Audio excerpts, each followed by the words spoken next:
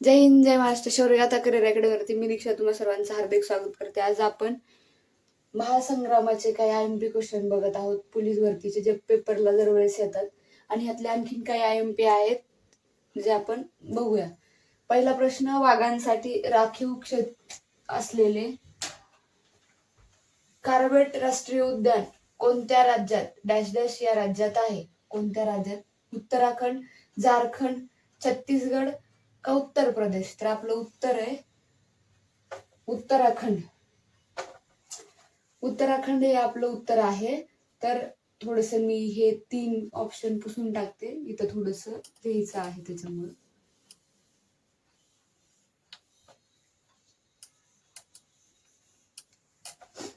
जर 4 वर्षांनी जनगणना केली जाते, 1973 ला त्याची सुरुवात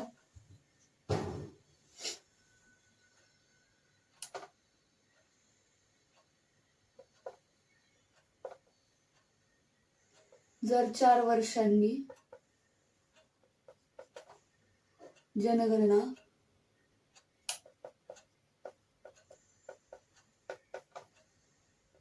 केली जाते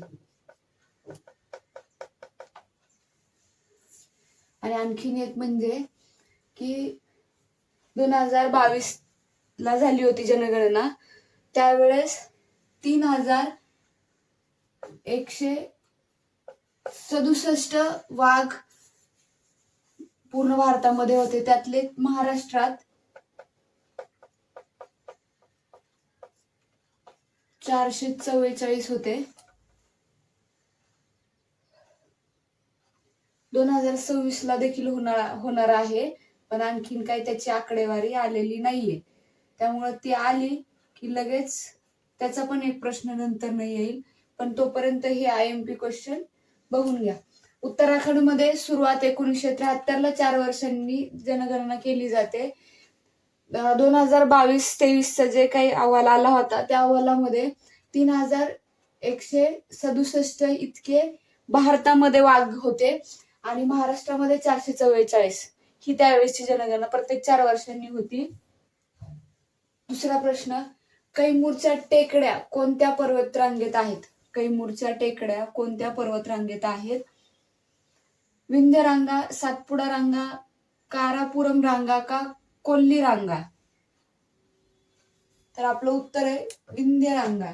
तर मी वरचा प्रश्न पुसून काढते म्हणजे आपल्याला थोडं स्पष्टीकरण बघता येईल. विंध्य रांगा हे उत्तर आहे. तर बिहार आणि मध्य प्रदेश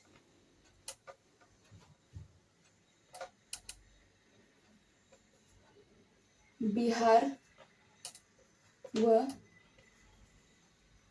मध्य प्रदेश या 2 भागांमध्ये या कैमूरच्या टेकड्यांचा प्रसार आहे की ह्या 2 बिहार आणि मध्य प्रदेशच्या दोन्ही भागांमध्ये कैमूरच्या टेकड्यांचं वास्तव्य आहे. आणखीन एक त्यात बघायचं गेलं महत्वाचं, मध्य प्रदेशमध्ये जबलपूर पासून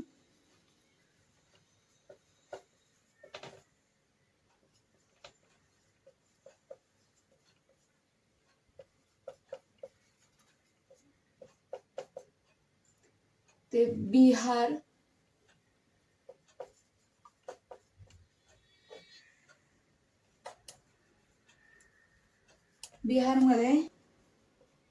सासाराम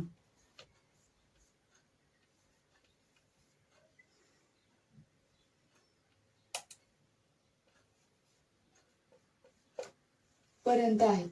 तर ह्या काही कैमूरच्या टेकड्या आहेत ज्या बिहार आणि मध्य प्रदेशमध्ये आहेत. ज्या मध्य प्रदेशमध्ये जबलपूर पासून त्याची सुरुवात होती, जबलपूर पासून ते बिहारमध्ये साराराम पर्यंत त्याच्या काही पर्वताच्या रांगा पसरलेल्या आहेत. तर आपण आता तिसरा प्रश्न बघू. खेळणा किल्ला हे कोणत्या किल्ल्याचे नाव आहे? विशालगड, राजगड, पन्हाळगड का पारगड? याचं उत्तर सांगा.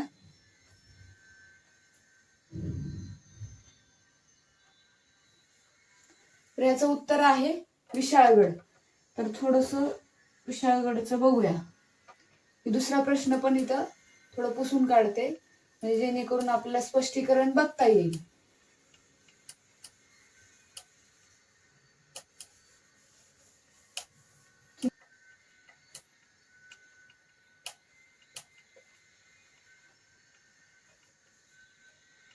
शाहूवाडी चा जो तालुका आहे इथे विशाळगड किंवा त्याचं जुनं नाव खेळणा किल्ला आहे. 1659 ला जिंकला व त्याला विशाळगड हे नाव देण्यात आले. बरोबर. आपला आता चौथा प्रश्न. भरती करता तर चांगला अभ्यास वगैरे करा. मी प्रत्येक व्हिडिओमध्ये हेच म्हणते शिकवताना, अभ्यास चांगला करा. पैसे तुम्ही घालवता हॉस्टेलला राहण्यासाठी जो काही खर्च करता तुम्ही, किती खर्च असतो तो मला माहिती आहे. त्याच किती हजार किंवा लाख रुपयांमध्ये तो खर्च येतो. 1 वर्ष, काही मुलं तर 2-3 वर्ष तिथंच राहतात. हॉस्टेलला झोपण्याचं कारण मला एक समजत नाही की तुम्ही तिथं उलटता कशाला. तिथं काही मड काढलेलं असतं का तुमचं? तिथंच जाऊन पडायचं. हॉस्टेलला परत बसाय जागा नसती, एवढी गर्दी असते. झोपायचं तर लांबच राहिले. एवढे पोरं असतात आणि ग्राउंडला मोजके पोरं येतात. तेच पोरी मग पोलीस होतात. तुम्ही काय ते झाडून काढायला आलाय का? जरा भरतीला सिरियस व्हा. उगं जग करते म्हणून तुम्ही नका काही करू. तुम्हाला दुसरं काय येत असेल तर दुसरं करा, तसं घरच्यांना सांगा. पण फालतू सारखं उगं इकडं तिकडं वेळ नका घालू. 3-3 वर्ष हॉस्टेलला फ्री मध्ये राहायचं, ग्राउंडला अमावस्या पौर्णिमेला उगवायचं.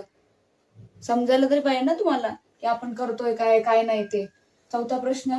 भारतातील या शहरात केंद्रीय संशोधन NIO कार्यरत आहे. तर हे कोणत्या शहरात आहे? चला सांगा.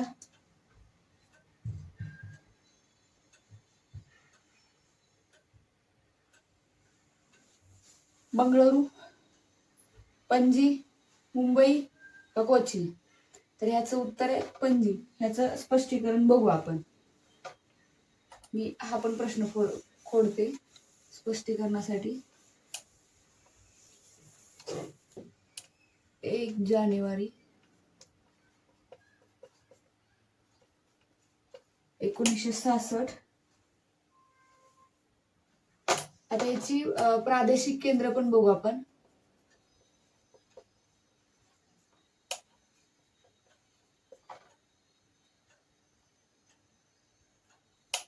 मुंबई, कोची, आणखीन एक विशाखापट्टणम.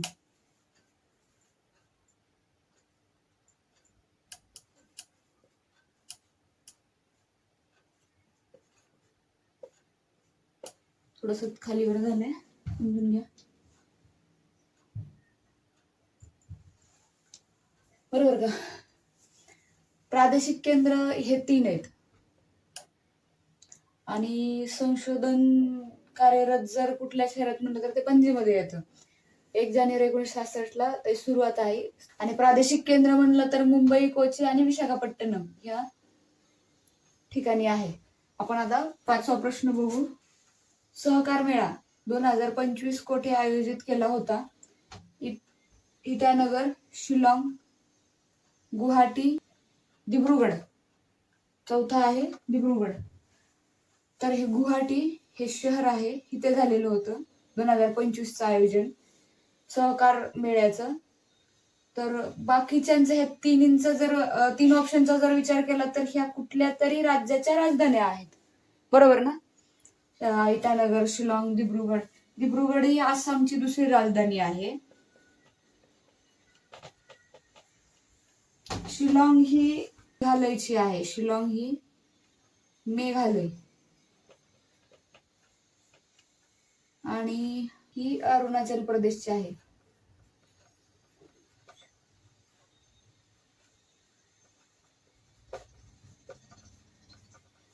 बघा, प्रश्न व्यवस्थित समजला तर हे फक्त शहर आहे. बाकी या 3 आहेत ते कुठल्या नाही कुठल्या ह्याच्या राजधान्या आहेत. तर इटानगर अरुणाचल प्रदेशची, शिलाँग मेघालय आणि दिब्रुगडची जी आहे ती आसामची आहे दुसरी. आणि हा जे आयोजित मेळावा होता तो 2025चा गुवाहाटी या शहरामध्ये केलेला होता. तर हे माझे IMP क्वेश्चन होते जे संपलेले आहेत. अभ्यास चांगला करा. जय हिंद, जय महाराष्ट्र.